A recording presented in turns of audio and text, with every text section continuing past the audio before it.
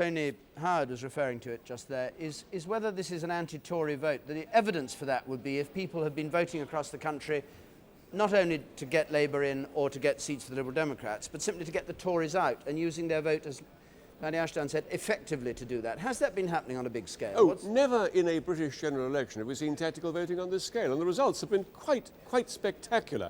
Just look on the left-hand side here about how the opposition challenge in what are Conservative Labour seats, how effective it's been. Now, these are Conservative seats with Labour on the attack in those seats. The Labour share of the vote zooming up to 13%, more than it was before. The Liberal Democrat vote nationally down 1%, down nearly 3% in those seats. So, if you like, Liberal Democrat supporters appearing to support Labour to beat the Tory in those seats.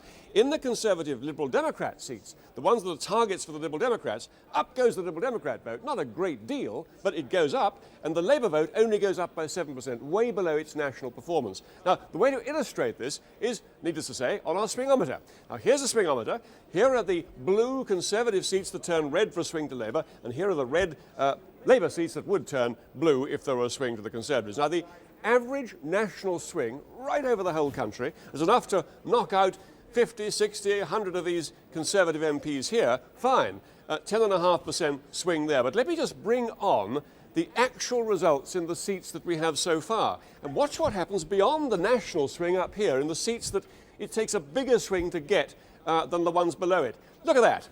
Way above the national swing, there's the pendulum on 10.5% there, well above the national swing, seats like Finchley here, and I don't even see it, way up here, I can hardly reach it, is Harrogate. There's Norman Lamont, a huge tactical vote there in Harrogate, has beaten Norman Lamont in a very safe Conservative seat. Swing there was something like 20%, and extraordinary things are happening. So what you have here is a picture of the national swing of some 10.5%, national swing of some 10.5%, being overcome dramatically in specific seats beyond that national swing. And here it is again. If there were a national swing of 10.5% and that were happening in all the seats, we'd see a Labour majority of around 100. But because they're succeeding in maximising their vote against the sitting Tory, so the swing actually is something like 13% and the Labour majority is way up here nearer 200.